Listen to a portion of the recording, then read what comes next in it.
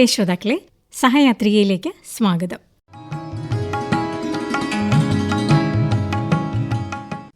സഹയാത്രികയിൽ ഇന്ന് നമ്മോടൊപ്പമുള്ളത് സംരംഭകയായ റസീന ഹംസയാണ്. നമസ്കാരം. നമസ്കാരം. റസീന ഒരു പാചക വിദഗ്ധയാണ് അല്ലേ? ഒരു ചെറിയ സ്ഥലത്ത് ഊണ് കൊടുത്തുകൊണ്ടാണോ തുടങ്ങിയത്? എങ്ങനെയാണ് ഒരു എന്താ പറയുന്നതിന് ഒരു ഫുഡ് ആണ് കൊടുക്കുന്നത് അല്ലേ? അപ്പോൾ കാക്കനാടാണ് റസീനയുടെ സ്ഥലം. ഫുഡ് ഒരുക്കി കൊടുക്കുന്നത് കാക്കനാട് ആണ്. ചെറിയൊരു കട എന്ന് പറയാം. ഉച്ചയ്ക്ക് മാത്രം ഭക്ഷണം കൊടുക്കുന്ന ഒരു കടയാണത് അല്ലേ? അപ്പോൾ ആ കടയിൽ എന്താ കൊടുക്കുന്ന? ഊണാണോ? അവിടെ ഊണ് മാത്രമേ ഉള്ളൂ? ഊണുണ്ട്, കഞ്ഞിയുണ്ട്.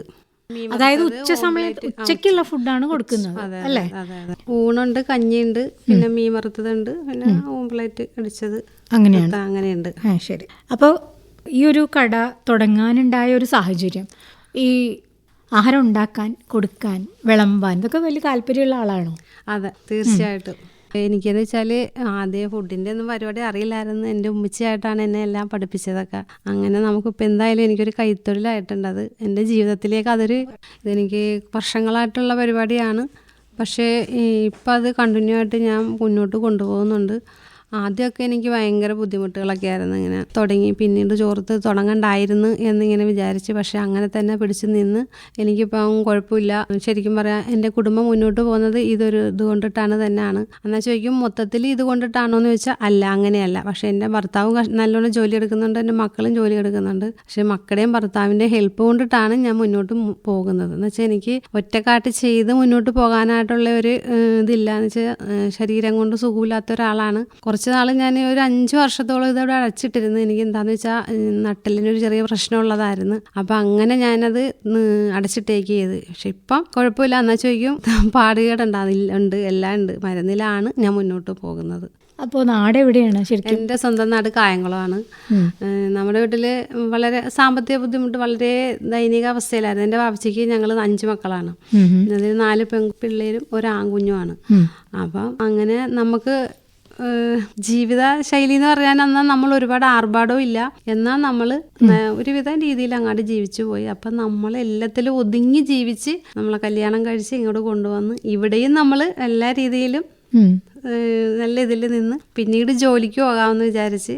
അപ്പൊ കാക്കനാടാണ് റസീന താമസിക്കുന്നത്? ഇപ്പൊ താമസിക്കുന്നത് കാക്കനാടാണ്. അതെ, ഈ കോട്ടസ് ജംഗ്ഷനിൽ തന്നെയാണ് റസീന കട നടത്തുന്നത്. അതെ അതെ. അപ്പോൾ വീട്ടിലിറക്കുണ്ട്? വീട്ടിൽ എനിക്ക് 2 മക്കള്, ഭർത്താവ്, ഞാൻ. പിന്നെ ഇപ്പം മൂത്ത മോൻ്റെ കല്യാണം കഴിഞ്ഞ് 2 വർഷമാകാൻ പോകുന്നു. മരുമോളും ഉണ്ട്. അപ്പോൾ ഈ ഒരു കട ആരംഭിക്കാനുള്ളൊരു സാഹചര്യം എങ്ങനെയാണ്? സാഹചര്യം എന്ന് പറഞ്ഞാൽ നമ്മുടെ വീട്ടിൽ ബുദ്ധിമുട്ടുകൾ തുടങ്ങി. ഭർത്താവ് എന്താണ് ചെയ്തത്? ഭർത്താവ് കൂലിപ്പണിയാണ്. അപ്പം പുള്ളിക്കാരൻ മക്കളപ്പോഴത്തേക്കൊന്നും ജോലിക്കൊന്നും പോകാറായിട്ടില്ല, പഠിത്തം കഴിഞ്ഞിട്ടില്ല. അപ്പോൾ ഓർത്ത് എന്തെങ്കിലും ഒരു ജോലി ചെയ്യാം എന്ന് പുറത്തോട്ടൊരു ജോലിക്ക് പോകാനായിട്ട് എനിക്ക് കുറച്ചാൾ പോയതാണ് ഞാൻ. പക്ഷെ പിന്നീട് എനിക്ക് പോകാനായിട്ട് പറ്റണില്ല. എൻ്റെ ശരീരം കൊണ്ട് ബുദ്ധിമുട്ടുകളാണ്, ആരോഗ്യ പ്രശ്നങ്ങളാണ്, അങ്ങനെയൊക്കെയായിരുന്നു. അങ്ങനെ പക്ഷേ അപ്പം ഞാനിങ്ങനെ ആലോചിച്ച് നമുക്ക് ഫുഡിൻ്റെ പരിപാടി തുടങ്ങിയാലോ എന്നിങ്ങനെ. അങ്ങനെ രണ്ടും കൽപ്പിച്ച് അങ്ങോട്ട് ഇറങ്ങി തിരിച്ച് എന്ത് വരതെടുത്ത് വെച്ച് കാണാമെന്നും പറഞ്ഞ് അങ്ങോട്ട് ഇറങ്ങിയതാണ്. ഇറങ്ങി എന്തായാലും ആദ്യമൊക്കെ നമ്മൾ കുറച്ച് വീട്ടിൽ തന്നെ ഇങ്ങനെ ഭക്ഷണം കൊടുത്ത് പുതിയതായിട്ട് ആളുകൾ വന്ന് ഇൻഫോ പാർക്കിൽ നിന്ന് അങ്ങനെയൊക്കെ ഓരോ ഈ ഹോസ്റ്റലുകളിലൊക്കെ താമസിക്കുന്ന പിള്ളേർ അങ്ങനെയൊക്കെ വന്ന് കൊടുത്ത്, പിന്നെ നമ്മുടെ നവനിർമ്മ സ്കൂളിലേക്ക് ഫുഡ് കൊടുക്കുമായിരുന്നു. ഡെയിലി ഒരു 90 പേർക്കുള്ള ഫുഡ് അങ്ങനെ കൊടുക്കുമായിരുന്നു. അങ്ങനെയൊക്കെ ചെയ്ത് വന്നപ്പോൾ ഓർത്ത് അന്ന് ഇവിടെ ഒരു കട ഇട്ടാലോ എന്ന് ഓർത്ത് ഒരു പെട്ടിക്കട ഇട്ടതാണ് ഞാൻ. അങ്ങനെ ഇട്ടിട്ട് ആദ്യം ഞാനിങ്ങനെ ദോശയുടെ പരിപാടി, രാവിലെ ചെറുകടി ദോശ, ഉച്ചക്കലത്തെ ഊണ്, അങ്ങനെ എല്ലാമായിട്ട് തുടങ്ങി. അത് കഴിഞ്ഞപ്പോഴാണെങ്കിൽ വീണ്ടും എനിക്ക് നട്ടലിന് പ്രശ്നം കൂടി തളർന്നു പോയി. അങ്ങനെ അവിടെ അങ്ങനെ ആ കിടപ്പിൽ എന്തായാലും. പക്ഷെ എൻ്റെ മക്കളും എൻ്റെ കെട്ടിയവനും കൈ പിടിച്ചെന്നെ കയറ്റി. അതെനിക്കൊരു വലിയ, പിന്നെ എൻ്റെ വാപ്പയും ഉമ്മയും ഉണ്ടായിരുന്നു. എനിക്ക് അവരായിരുന്നു എല്ലാം, തണലവരായിരുന്നു. പക്ഷെ എൻ്റെ വാപ്പയും ഉമ്മയും പോയപ്പോഴത്തേക്ക് ഞാൻ തളർന്നു പോയി. എന്ന് വെച്ചാൽ എന്തിനും ഇടവും വലവും എൻ്റെ വാപ്പയും ഉമ്മയായിരുന്നു എനിക്ക്. പക്ഷെ അവരും പോയി കഴിഞ്ഞ, പക്ഷെ ഇപ്പം എൻ്റെ ഭർത്താവും എൻ്റെ മക്കളും എന്നോടൊപ്പം ഇന്ന് ഈ നിമിഷം വരെ എന്നോടൊപ്പം ഉണ്ട്. നാളത്തെ കാര്യം നമുക്ക് പറയാൻ പറ്റില്ല. അങ്ങനെ ഫുഡിൻ്റെ പരിപാടി വീണ്ടും ഞാൻ പറഞ്ഞ് നമുക്ക് വീണ്ടും ഇവിടെ തന്നെ തുടങ്ങാം, നിങ്ങളുടെ എല്ലാവരുടെയും ഹെൽപ്പ് ഉണ്ടെങ്കിൽ ഞാൻ തുടങ്ങാൻ റെഡിയാന്ന് പറഞ്ഞിട്ട് അങ്ങനെ തുടങ്ങി കുറച്ച് നാൾ വരെ നമുക്ക് ഭയങ്കര ബുദ്ധിമുട്ടുകളായിരുന്നു. കച്ചവടം കുറവ് എന്ന് വെച്ചാൽ തുടങ്ങിയ കച്ചവടം ഇട്ട് പോയി, പിന്നീട് നമ്മൾ തുടങ്ങി വെക്കണേയാണ്. അപ്പൊ കുറെ ബുദ്ധിമുട്ടുകൾ. അപ്പൊ എന്റെ ഭർത്താവിനോട് പറഞ്ഞ് നമ്മൾ തുടങ്ങിയതല്ലേ ഉള്ളൂ, ഇനിയും ഇല്ല, അറിഞ്ഞു കേട്ടൊക്കെ എല്ലാവരും വന്നാലും ശരിയായിക്കോളൂ. ഇപ്പം ദൈവം സഹായിച്ചിട്ട് എനിക്കൊരു കുഴപ്പമില്ല, കച്ചവടം അത്യാവശ്യ കച്ചവടവും ആയിട്ടുണ്ട്. പിന്നെ ഇത് കൊണ്ടിട്ടാണോ മൊത്തം കഴിയുന്ന വെച്ചാൽ അല്ല, ഇതുകൊണ്ട് നമ്മൾ വാടകക്കാണ് താമസിക്കുന്നത്. പിന്നെ 2 മക്കൾ ജോലിക്ക് പോകുന്നുണ്ട്, കെട്ടിയവനും പോകുന്നുണ്ട്, അവരുടെ ഹെൽപ്പ് എല്ലാം ഉണ്ട്. കെട്ടിയവന് ഈ പറഞ്ഞ പോലെ 7 മണിയാകുമ്പോൾ 7:30 ആകുമ്പോൾ പുള്ളിക്ക് ജോലിക്ക് കയറണം. അതിന് മുമ്പ് മാക്സിമം എനിക്ക് ഹെൽപ്പ് ചെയ്ത് തന്നിട്ടാണ് പോകുന്നത്. പിന്നെ ഇപ്പം മോൻ്റെ മൂത്ത മകൻ്റെ കല്യാണം കഴിഞ്ഞ് അവന് ഒന്ന് വേറെ മാറി താമസിച്ച്, മകള് പഠിക്കാൻ പോണെയാണ്. പിന്നെ ഇളയ മോനും നല്ല ഹെൽപ്പാണ്, എന്തിനും. എവിടെ പോകാനാണെങ്കിലും വരാനാണെങ്കിലും വീട്ടിലേക്ക് എന്ത് കാര്യത്തിനും അവൻ നല്ല ഹെൽപ്പാണ്. മൂത്തതും കുഴപ്പമില്ല, നല്ല രീതിയിൽ മുന്നോട്ട് 2 പേരും കൂടെ കൂടിയിട്ടാണ് എല്ലാ കാര്യങ്ങളും മുന്നോട്ട് കൊണ്ടുവന്നത്. അപ്പോൾ ഈ ഒരു കട തുടങ്ങാനായിട്ടുള്ള ഒരു മൂലധനം ഉണ്ടല്ലോ, അത് വേണ്ടേ നമുക്ക്? ഒരു കട തുടങ്ങാൻ അതെങ്ങനെ? അത് നമ്മൾ കുറേ ബുദ്ധിമുട്ടിയാണ് അത് ഒപ്പിച്ചെടുത്തത്. കുറച്ച് ബാധ്യതകളാക്കി. ബാധ്യത എന്ന് വെച്ചാൽ ചെറിയ രീതിയിലാണെങ്കിലും അതിനും നമ്മുടെ കയ്യിൽ ഉണ്ടായില്ല. പക്ഷെ നമ്മളത് എന്താ പറയുന്ന കടം വാങ്ങിച്ച് എന്നുള്ള രീതിയിൽ തന്നെ തുടങ്ങി നമ്മൾ മുന്നോട്ട് പോയി. പക്ഷെ അതൊക്കെ റെഡിയായി, കുഴപ്പമില്ല. പിന്നെ പെട്ടെന്നായിരുന്നു മോൻ്റെ കല്യാണം, അങ്ങനെയൊക്കെ. അപ്പം ഇപ്പൊ ഈ കട തുടങ്ങിയിട്ട് ഇപ്പം എത്ര നാളായി? 2017 ഇവിടെ തുടങ്ങിയതാണ് കട. ഈ കട ആദ്യമായിട്ട് തുടങ്ങിയത് 2017 എന്ന് വെച്ചാൽ 15 മുതൽ ഫുഡിന്റെ പരിപാടി തുടങ്ങിയേന്. എന്നിട്ട് ഇത് ഇവിടെ തുടങ്ങിയേക്കുന്നത് 2017. അപ്പൊ ഇടയ്ക്ക് നിർത്തിപ്പോയി എന്ന് പറഞ്ഞു. ഇടയ്ക്ക് നിർത്തിപ്പോയി, സുഖമില്ലാണ്ട് നിന്ന സമയത്ത്. അപ്പോഴും ഇല്ല, എന്താ പറയുന്ന, ഇതിനോടായിരുന്നു താല്പര്യം മുഴുവൻ. എനിക്ക് ഫുഡ് എല്ലാം വെക്കണം, കൊടുക്കണം, എല്ലാവർക്കും നല്ല രീതിയിൽ കൊടുക്കണം, നമ്മ കഴിക്കുന്ന ഭക്ഷണം തന്നെ മറ്റുള്ളവർക്കും കൊടുക്കണം, അങ്ങനെയൊക്കെ ആയിരുന്നു എൻ്റെ. അതെന്തായാലും ഇതുവരെ ദൈവം സഹായിച്ച് ഇതുവരെ നന്നായി പോകുന്നുണ്ട് കട അല്ലേ? ഏകദേശം ഒരു എത്ര ഊണ് പോകും? അപ്പൊ ഏകദേശം ഒരു 50 ഊണോളം പോകുന്നുണ്ട്. ശരി. സ്ഥിരമായി വന്ന് കഴിക്കുന്നവരുണ്ട്, സ്ഥിരമായി വന്ന് കഴിക്കുന്നവരുണ്ട്. ഒരു ദിവസം ഇപ്പോൾ ഞാനില്ലെങ്കിലും എന്നെ വിളിക്കും. എൻ്റെ നമ്പർ ഈ കടയുടെ അവിടെ എഴുതി വെച്ചിട്ടുണ്ട്. അപ്പോൾ വിളിക്കും, എന്തെങ്കിലും ഫുഡില്ല. അപ്പം എനിക്കെന്ന് ഇടയ്ക്കിടയ്ക്ക് ഇങ്ങനെ ഡോക്ടറിക്കയിൽ പോകേണ്ട ആവശ്യങ്ങൾ വരുന്നുണ്ട്. അപ്പോൾ ഞാനൊന്നും മുടക്കും. പിന്നെ ഞാനായിട്ട് പോയി ചെയ്യേണ്ട കാര്യങ്ങളൊക്കെ കുറേ ഉണ്ട്. അപ്പം അങ്ങനെ ഒന്നും മുടക്ക് വരും. മാക്സിമം മുടക്കാതെ നോക്കുന്നത്. പിന്നെ പറ്റാണ്ടായി കഴിയുമ്പോൾ മാത്രമേ ഞാൻ നിർത്തും. കുഴപ്പമില്ലാണ്ട് പോകും. ഇപ്പോൾ എല്ലാത്തിനും ഇപ്പോൾ വില കൂടുതലാണ്, പച്ചക്കറിക്കാണെങ്കിലും പലചരക്കിന്. പിന്നെ ഇപ്പോൾ ഒരു ഗ്യാസിന്റെ ഒരു പ്രശ്നവും വന്നു. അപ്പൊ എങ്ങനെയാണ് അത് മാനേജ് ചെയ്യുന്നത്? ഗ്യാസിൻ്റെ എന്ന് പറയുമ്പോൾ ഇത് തുടങ്ങിയ സമയം മുതലേ ഞാൻ ഊണിന് 50 രൂപയാണ് വാങ്ങിക്കുന്നത്. കഞ്ഞിക്ക് ആദ്യം 30 പിന്നെ ഞാൻ 40 ആക്കിയത്. പക്ഷെ ഇപ്പോഴും ഈ അടുത്ത സമയം ഗ്യാസിന്റെ ഭയങ്കര പ്രശ്നം വരുന്നിടം വരെയും ഞാൻ 50 തന്നെയാണ് ഊണിന് വാങ്ങിച്ചത്. പക്ഷെ ഇപ്പോൾ അത് പറ്റണില്ല. വലിയ കുറ്റിയെ നമുക്ക് കടയിൽ വെക്കാൻ പറ്റുള്ളൂ, ചെറിയ കുറ്റി വെക്കാൻ പറ്റില്ല. അപ്പോൾ ആ ഗ്യാസ് എടുക്കണമെങ്കിൽ തന്നെ 3300 രൂപ കൊടുത്താലേ നമുക്ക് ആ ഗ്യാസ് വീട്ടിലേക്ക് കിട്ടുള്ളൂ, കടയിലേക്ക് കിട്ടുള്ളൂ. അപ്പം ഞാൻ ഊണിന് 60 രൂപയാക്കി. ബാക്കി പിന്നെ മീനെന്ന് വെച്ചാൽ വില കൂടിയും കുറഞ്ഞും ഒക്കെ കിടക്കും. അപ്പം വില കൂടുന്ന സമയത്ത് ഞാൻ അങ്ങനെ വാങ്ങിക്കും, കുറഞ്ഞ ഇതാണെങ്കിൽ കുറഞ്ഞ രീതിയിൽ വാങ്ങിക്കും. അങ്ങനെ കുഴപ്പമില്ല, നമുക്ക് നഷ്ടമായിട്ട് തോന്നുന്നില്ല. എന്നാലും ഇങ്ങനെ പോണ്. ആർക്ക് കഴിക്കുന്നവർക്കും ബുദ്ധിമുട്ടുണ്ടാവരുത്. നമുക്കത് അവർ മനസ്സുകൊണ്ട് ഇതായി തരുവാണെങ്കിൽ നമുക്കത് നിലനിൽക്കുള്ളൂ. അത് മാത്രമേ ഞാൻ ചിന്തിച്ചിട്ടുള്ളൂ. ഇപ്പോൾ കുറേ പേര് അങ്ങനെ വരുന്നുണ്ട്. പിള്ളേർ ഐറ്റം ആണെങ്കിൽ വന്നിട്ട് അതിൻ്റെ ഊണിന് എത്രയാണ് എന്ന് ചോദിക്കുമ്പോൾ ഞാൻ പറയാം 60. അപ്പം അവർ നമുക്ക് കയറി കഴിക്കാമെന്ന് പറയും. അപ്പം അവരുടെ കയ്യിൽ ഇല്ലാഞ്ഞിട്ടായിരിക്കുമല്ലോ, അവരുടെ കയ്യിലുള്ള പൈസ അനുസരിച്ചിട്ടല്ലേ നമ്മുടെ കടയിൽ കയറി ഭക്ഷണം കഴിക്കാൻ പറ്റുള്ളൂ. അപ്പം വരുന്നവർക്ക് അവരുടെ വയറ് നിറച്ച് ഭക്ഷണം കൊടുക്കണം. അതാണ് എൻ്റെ ഒരു ഇത് വെച്ചാൽ നമുക്കത് നല്ലത് തന്നെയാണ് കേട്ടോ. അപ്പോൾ പൊതുവെ ആളുകൾ, എനിക്ക് തോന്നുന്നു, ഈ സ്ത്രീകൾ ഉണ്ടാക്കുന്ന ഭക്ഷണം സ്ത്രീകൾ നടത്തുന്ന ഹോട്ടലുകളിലൊക്കെ തേടി പിടിച്ച് പലരും പോയി കഴിക്കാറുണ്ട്. കാരണം അത് ഒന്നാമതൊരു ഒരു സ്ത്രീ വയ്ക്കുമ്പോൾ അതിന് വൃത്തി ഉണ്ടാവും അല്ലേ? അങ്ങനെ വിചാരിച്ചിട്ടായിരിക്കണം മിക്കവാറും ആളുകൾ പോയി അങ്ങനത്തെ സ്ഥലങ്ങളിൽ നിന്ന് ഭക്ഷണം കഴിക്കുന്നത്. അപ്പൊ പ്രത്യേകിച്ച് അങ്ങനത്തെ ഭക്ഷണത്തിന് രുചിയും കൂടി ഉണ്ട് എന്ന് പറയുമ്പോൾ ആളുകൾ സ്ഥിരമായി അവിടെ തന്നെ കഴിക്കാൻ പോവുകയും ചെയ്യും അല്ലേ? അപ്പോൾ എന്തെങ്കിലും പാചകത്തിൽ പരീക്ഷണങ്ങളൊക്കെ നടത്താറുണ്ടോ? അതോ നമ്മൾ സ്ഥിരമായി വെക്കുന്ന കറികളും അങ്ങനെ? സ്ഥിരമായിട്ട് ഞാനൊരു പരീക്ഷണം നടത്തൂല. പരീക്ഷണം എല്ലാം നടത്തി കഴിഞ്ഞ് എന്തെങ്കിലും സംഭവിച്ചു പോയാൽ അതിന് പിന്നെ ഞാൻ സമാധാനം പറയാൻ നടക്കില്ല. അങ്ങനെയല്ല ഞാൻ പറഞ്ഞത്. ഇപ്പൊ നമ്മൾ സാധാരണ ഒരു മീൻകറി വെക്കുന്നതിൽ നിന്ന് വ്യത്യസ്തമായിട്ടൊക്കെ ചെയ്യാറുണ്ടോ? എന്ന് വെച്ചാൽ ഞാനിപ്പം ഇന്നിപ്പം നമുക്ക് ഈ കടയിൽ ശരിക്കും പറയാൻ ഞാൻ തേങ്ങ അരച്ചാണ് കറി വെക്കുന്നത്. അല്ലാതെ ഞാൻ വീട്ടിലെന്ന് വെച്ചാൽ ഇപ്പോൾ വൈകുന്നേരത്തേക്ക് എന്തെങ്കിലും കറി വെക്കണമെങ്കിൽ അങ്ങനെയൊന്നും നോക്കാം എന്നുള്ള ഒരു രീതി. പക്ഷെ കടയിൽ ചിലപ്പോൾ എല്ലാവർക്കും അത് ഇഷ്ടപ്പെട്ടില്ലെങ്കിൽ പിന്നെ അത് ബാലൻസ് വരൂലേ. അപ്പം ഞാൻ കടയിലത്തെ പച്ചക്കറികൾ ഞാനിങ്ങനെ മാറ്റി പിടിക്കും അങ്ങനെ ഒരു ഇതാക്കിയിട്ട് പച്ചക്കറികൾ വെക്കുന്നത്. പിന്നെ മീൻകറി മാത്രം ഒരൊറ്റ ഇതിൽ ഞാൻ കടയിലേക്ക് വെക്കുള്ളൂ. മുളകിട്ട് മാത്രമാണ്, തേങ്ങയും മുളകും കൂടെ അരച്ച് ചെറിയ ഉള്ളി ഇഞ്ചി എല്ലാം ചേർത്ത് അങ്ങനെ ഒരു കറി വെക്കുന്നത്. ആ ഒരു കറിയാണ് ഇന്ന് വരെയും വെച്ചേക്കുന്നത്. അങ്ങനെ ഞാൻ ഈ കടയിലേക്ക് ഞാൻ വേറൊരു രീതിയിലേക്ക് പോയിട്ടില്ല. അപ്പോൾ സാധാരണഗതിയിൽ ഇപ്പോൾ ഒരു മീൻ കൂട്ടിയുള്ള ഒരു ഊണ് എന്ന് പറയുമ്പം വില കൂടുതലല്ലേ? കൂടുതലാണ്. പക്ഷേ ഞാനത് അങ്ങനെ മേടിക്കുന്നില്ല. മീൻ വെച്ചാൽ നമുക്ക് ഒരുപാട് വലിയ കഷ്ണങ്ങളാക്കി കൊടുക്കുന്നില്ല.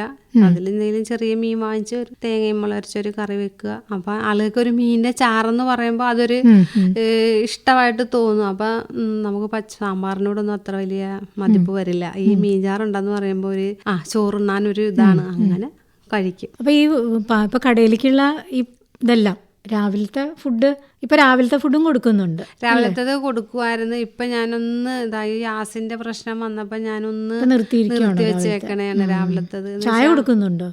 ഇല്ല, ചായയും ഇല്ല.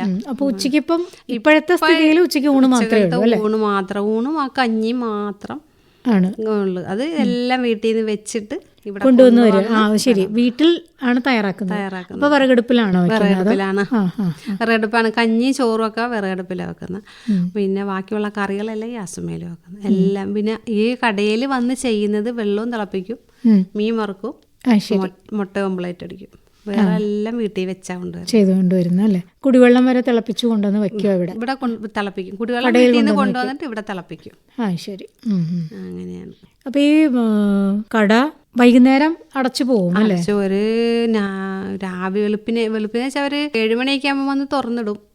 പുള്ളിമോനോ ഇളയ മോനോ അല്ലെങ്കിൽ ഭർത്താവോ വന്ന് തുറന്ന് വെള്ളമൊക്കെ എടുത്ത് വെച്ച് ഇപ്പോൾ മോനിക്ക് ഒരു ചെറിയ വർക്കുണ്ട്. ആ വർക്ക് ഇല്ലെങ്കിൽ മോനാണ്, ഞാനും മോനും കൂടെ ആണ് നിൽക്കുന്നത്. പുള്ളിക്കാരൻ ഉച്ചക്ക് ചോറിനാൻ ഇറങ്ങിയിട്ട് ഇവിടെ വന്ന് വെച്ചാൽ ഉച്ചക്ക് നല്ല തിരക്കാണ്. അപ്പൊ ആ തിരക്ക് സമയത്ത് രണ്ടുപേരില്ലാതെ പറ്റില്ല. പുള്ളി വന്ന് സഹായിക്കും. എന്നിട്ട് പുള്ളിക്ക് പിന്നെ 2:30 കയറിയാൽ മതി. അപ്പൊ 2:30 ആകുമ്പോഴത്തേക്ക് പുള്ളി ഇവിടുന്ന് പോകും. പിന്നെ ഞാനും മോനും കൂടെ എല്ലാം കഴുകി പുതുക്കി പറക്കി അടിച്ച് ക്ലീൻ ആക്കി ഇട്ടിട്ട് ഞങ്ങൾ വീട്ടിലേക്ക് പോകുന്നു അല്ലേ? അപ്പൊ ഈ ഒരു കട തുടങ്ങി ഇപ്പൊ ഇത്രയും നാളായി, 2017 തുടങ്ങി എന്നല്ലേ പറഞ്ഞത്? അപ്പൊ ഇത്രയും വർഷമായി. ഇപ്പൊ ഈ ഒരു കടയിൽ നിന്ന് കിട്ടുന്ന വരുമാനം അത് റസീനയ്ക്ക് എങ്ങനെയൊക്കെ സഹായിച്ചിട്ടുണ്ട്? എനിക്ക് എല്ലാ രീതിയിലും സഹായം തന്നെയാണ്. ഇന്നത് എടുത്തു പറയാനായിട്ടില്ല, എല്ലാ രീതിയിലും എനിക്ക് സഹായം തന്നെയാണ്. നമുക്ക് കുഴപ്പമില്ല. എനിക്ക് എല്ലാം കൊണ്ടും നമ്മളിപ്പോൾ ഇന്നത് വേറെ ആയിട്ട് എടുക്കുന്നില്ല. എങ്ങനെ നോക്കിയാലും നമുക്കൊരു നല്ല രീതിയിൽ കടയിൽ കച്ചവടം ചെയ്ത് വന്നുണ്ട്. നമ്മളിപ്പോൾ ഇന്നതിന് വേറെ അങ്ങനെ ചെയ്യുന്നു. അത്രയും വീട്ടിലെ കാര്യങ്ങളൊക്കെ നടത്താൻ ഈ പണം ഉപകരിക്കുന്നുണ്ട് അല്ലേ?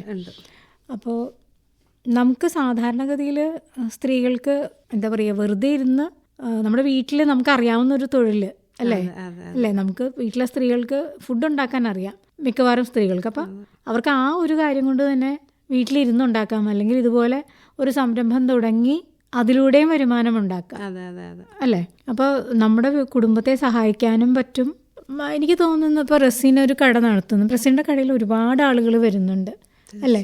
പലതരത്തിലുള്ള ആളുകൾ, പല ശ്രേണിയിൽപ്പെട്ട ആളുകൾ. അപ്പം അവരോടൊക്കെ സംസാരിക്കുമ്പോൾ അവർ ഭക്ഷണം കഴിച്ചിട്ട് പോകുമ്പോൾ റസീനയോട് എന്താ പറയുക, നന്നായിരുന്നു, ഫുഡ് നന്നായിരുന്നു എന്നൊക്കെ പറയാറുണ്ട്. ഇങ്ങനെ നല്ല ഫുഡായിരുന്നു, ഞങ്ങൾക്ക് ഇഷ്ടപ്പെട്ട്. ഇനി ഞങ്ങൾ ഈ ഭാഗത്ത് ദൂരെ നിന്ന് എവിടെയെങ്കിലും യാത്ര പോകുന്നവരാണെങ്കിൽ ചിലപ്പോൾ കയറി കഴിക്കുമല്ലോ. അപ്പോൾ ഇനി ഞങ്ങൾ ഇവിടെ എവിടെയെങ്കിലും ഈ ഭാഗത്ത് എവിടെയെങ്കിലും വരുന്നുണ്ടെങ്കിൽ ഈ കടയിലേക്ക് തന്നെ വരുള്ളൂ കേട്ടോ, ഇത്താന്ന് പറഞ്ഞിട്ടാണ് പോകുന്നത്. അപ്പം നമ്മളിപ്പം എന്ത് സാധനം ഉണ്ടാക്കി കൊടുത്താലും അതിന് ഒരു നല്ല വാക്ക് കേൾക്കുന്നത് വളരെ സന്തോഷമുള്ള ഒരു കാര്യമല്ലേ അല്ലേ? നമുക്ക് ആ പൈസ കിട്ടുന്നതിനേക്കാളും സന്തോഷമല്ലേ ഒരു നല്ല വാക്ക് അവർ പറയുന്നു, നമ്മൾ കൊടുത്ത ഫുഡ് നന്നായിരുന്നു, ഇഷ്ടമായി എന്ന് പറയുന്നത് അല്ലേ? അപ്പോൾ ഇനിയിപ്പോൾ ഈ കട വിപുലപ്പെടുത്തണം അങ്ങനെയൊക്കെ തോന്നുന്നുണ്ടോ? എങ്ങനെയാണ്? അങ്ങനെയൊക്കെ തോന്നുന്നുണ്ട്. പക്ഷേ എനിക്ക് പെട്ടെന്ന് അങ്ങനെ മനസ്സിലൊക്കെ അങ്ങനെ ആഗ്രഹങ്ങളുണ്ട്. ഇതിങ്ങനെ നല്ല രീതിയിൽ കൊണ്ടുപോകണം. ഇത് നമ്മുടെ ഒരു ഇത് കൊണ്ടിട്ടാണല്ലോ നമ്മുടെ മക്കളും എന്താ പറയുന്ന അതുങ്ങളും ഒരു നല്ലൊരു ഇതിലേക്ക് മുന്നോട്ട് പോകുന്നത് എന്നുള്ള. അപ്പം ശരിയായി വരുമായിരിക്കും. സാമ്പത്തികങ്ങളൊക്കെ ഇങ്ങനെ ശരിയായി വരുമ്പോൾ ഇത് മുന്നോട്ട് നല്ല രീതിയിൽ കൊണ്ടുപോകും. മകനെന്താ ഇപ്പൊ ചെയ്യുന്നത്? ചെറിയ മോന് ഒരു കാറ്ററിങ്ങിന്റെ ഇതിലാണ്. അവന് വേറൊരു പയ്യനുമായിട്ട് സ്റ്റേജിന്റെ കാര്യങ്ങളൊക്കെ. മൂത്ത മകനാണ് വിവാഹം കഴിച്ചത് അല്ലേ? അതെ അതെ. അത് നമ്മുടെ ആലഞ്ചോട് ഒരു ഓഫീസിൽ വണ്ടി ഓടിക്കുന്നതാണ്. ശരി. പിന്നെ മകളെന്ന് പറഞ്ഞത് മരുമകളെയാണ്. എനിക്ക് പെൺപിള്ളേരില്ലല്ലോ. അല്ല, അതും ഒരു നല്ല കാര്യം. നമ്മുടെ വീട്ടിലേക്ക് വന്ന മരുമകളാണെ നമ്മൾ മകളെ പോലെ കാണണം. അപ്പോൾ ഇതുപോലെ ചെറിയ സംരംഭങ്ങളൊക്കെ തുടങ്ങി നമുക്ക് വിജയിപ്പിക്കാൻ കഴിയും എന്നാണ് റസീനയുടെ ഈ കഥയിൽ നിന്ന് നമുക്ക് മനസ്സിലാവുന്നത് അല്ലേ? റസീന പറഞ്ഞ ഈ കാര്യങ്ങളൊക്കെ വെച്ച് നോക്കുമ്പോൾ ഇപ്പോൾ നമുക്ക് ചെറിയ എന്തെങ്കിലും സ്കില്ലുകളൊക്കെ ഉണ്ടാവും. ചിലർ പടം വരയ്ക്കുകയോ അല്ലെങ്കിൽ അങ്ങനെ എന്തെങ്കിലുമൊക്കെ ഉണ്ടാക്കുകയോ അല്ലെങ്കിൽ കരകൗശല വസ്തുക്കൾ ഉണ്ടാക്കുക അല്ലേ? അല്ലെങ്കിൽ ഫുഡ് തന്നെയാണെങ്കിലും പല രീതിയിൽ പലരും, ഇപ്പോൾ ചിലർ കേക്ക് ഉണ്ടാക്കും അല്ലേ, ചിലർ അച്ചാറുകൾ ഉണ്ടാക്കും. അപ്പൊ അത്തരം കാര്യങ്ങളൊക്കെ ചെയ്താണെങ്കിലും നല്ലതാണ് കേട്ടോ ഇവിടെ. അപ്പൊ റസീന അച്ചാറുണ്ടാക്കി കടയിൽ വെക്കാറുണ്ട്? ഇല്ല, അങ്ങനെ പറയാറുണ്ട് എല്ലാവരും. പക്ഷെ കൊണ്ടുപോകുന്നുണ്ട്. ഞാൻ ഇങ്ങനെ പറയും അച്ചാറ് വേണം, ഞങ്ങൾക്ക് ഒരു രൂപ അച്ചാറ് വേണമെന്ന് പറയുമ്പോൾ ഞാനത് ഉണ്ടാക്കി കൊടുക്കും അല്ലേ? കൊടുക്കും. പറയുന്നവർക്ക് കടയിൽ കൊണ്ടുപോകൂല, പറയുന്നവർക്ക് എന്റെ കടയിലേക്കുള്ളതും. അതെ, കടയിലേക്കുള്ള അച്ചാറും റസീന ഉണ്ടാക്കി വെക്കും. ചോറിൻ്റെ ഒപ്പം അത് കൊടുക്കും അല്ലേ, വിളമ്പുകയും ചെയ്യും. അപ്പം അതാ ഞാൻ പറഞ്ഞത്, നമുക്കറിയാവുന്ന കാര്യങ്ങൾ വച്ചിട്ട് നമുക്ക് ജീവിതത്തിൽ ഒരുപാട് കാര്യങ്ങൾ ചെയ്യാൻ പറ്റും അല്ലേ? ഒരു സംരംഭം തുടങ്ങാനോ, ചെറുതായിക്കോട്ടെ, എത്ര ചെറുതാണെങ്കിലും നമുക്ക് സ്വന്തമായി ഒരു വരുമാനം ഉണ്ടാക്കാൻ അല്ലേ, നമ്മുടെ കഴിവുകൾ ഉപയോഗിക്കാൻ അങ്ങനെയും ചെയ്യാം. അപ്പോൾ ഇത്തരം കാര്യങ്ങളൊക്കെയാണ് നമ്മൾ സ്ത്രീകൾ വെറുതെ ഇരിക്കാതെ അല്ലേ, നമുക്കറിയാവുന്ന കാര്യങ്ങൾ കൊണ്ട് ഒരു വരുമാനം ഉണ്ടാക്കുകയും നമ്മുടെ വീടിന് അത് സഹായകമാകും. അതെ, നമ്മുടെ ഭർത്താവിനും മക്കൾക്കും അതൊരു സഹായമാവും, അവർക്കൊരു ഹെൽപ്പാവും. അതെ, കുടുംബം പുലർത്താനായിട്ട് ഇപ്പോൾ ഇങ്ങനത്തെ കാര്യങ്ങൾ ചെയ്ത് തന്നെ ഒരു കുടുംബം പുലർത്തുന്ന സ്ത്രീകൾ ഒരുപാടുണ്ടല്ലോ. അപ്പോൾ പിന്നെ വേറെ എന്തെങ്കിലും ചെയ്യുന്നുണ്ട്? ഇല്ല, വേറെ ഒന്നും ഞാൻ ചെയ്യുന്നില്ല. ഇത് മാത്രമേ ചെയ്യുന്നുള്ളൂ. ഇത് ഇങ്ങനെ നിലനിന്ന് പോകണം എന്നുള്ള ഒരു പ്രാർത്ഥനയോടുകൂടി മുന്നോട്ട് പോകുന്നത്. അപ്പം എന്തായാലും റസീനയുടെ ഈ സംരംഭം നന്നായി നടക്കട്ടെ എന്നാണ് ആശംസ. റസീന ആഗ്രഹിച്ചതുപോലെ ഇത് കുറച്ച് വിപുലീകരിക്കാൻ പറ്റുമെങ്കിൽ അങ്ങനെയും സംഭവിക്കട്ടെ. അപ്പോൾ റസീനയുടെ ജീവിതത്തെക്കുറിച്ച്, റസീനയുടെ ഈ സംരംഭത്തെക്കുറിച്ച് റസീന നമ്മളോട് സംസാരിച്ചു. Thank you Razeena. വെൽക്കം.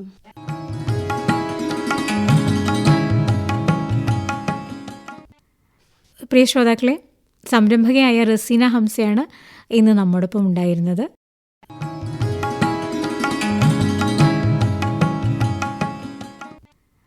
ഇനിയൊരു ഗാനം രാധിക തിലക് ആലപിച്ചത്.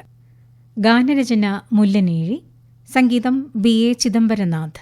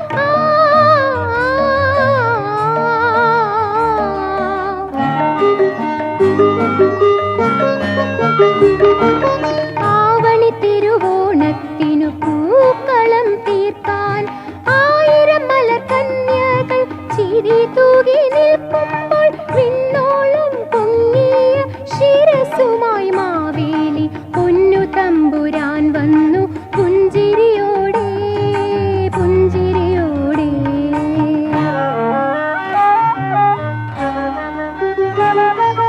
വാനിൽ നിന്നൊരു നക്ഷത്ര കണ്ണുനീർ മുത്ത് ഭൂദേവി തൻ നിറുകൈയിലടർന്നു വീണു.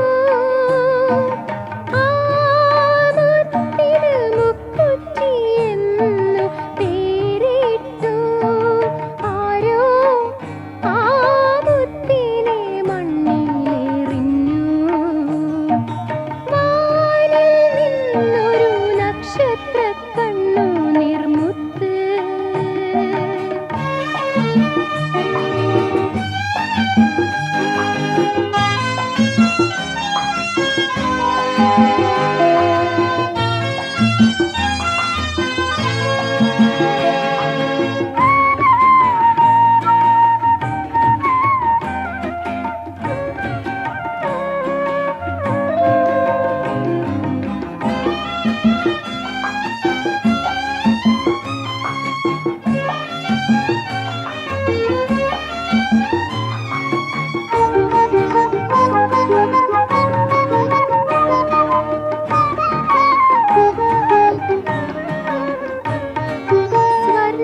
സ്വർണ്ണലരിപ്പൂക്കിരീടം കാറ്റിലാടുമ്പോൾ വർണ്ണഗന്ധ സുമരാജി പാട്ടുപാടുമ്പോൾ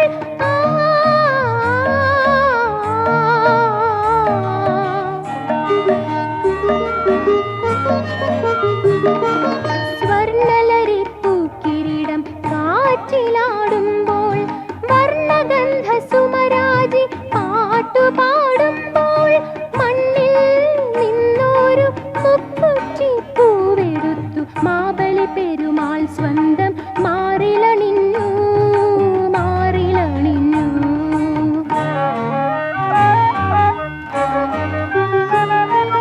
വാനിൽ നിന്നൊരു നക്ഷത്ര കണ്ണുനീർ മുത്ത് ഭൂദേവി തൻ നിറുകൈയിലടർന്നു വീണു. ആ മുത്തിന് മുക്കുറ്റി എന്നു പേരിട്ടു. ആരോ ആ മുത്തിനെ മണ്ണിലെറിഞ്ഞു. വാനിൽ നിന്നൊരു നക്ഷത്ര കണ്ണുനീർ മുത്ത്.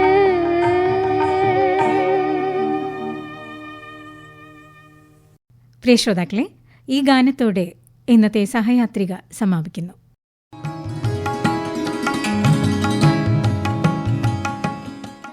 നിർവഹണം ലൗലി, സഹായം KV ലീല.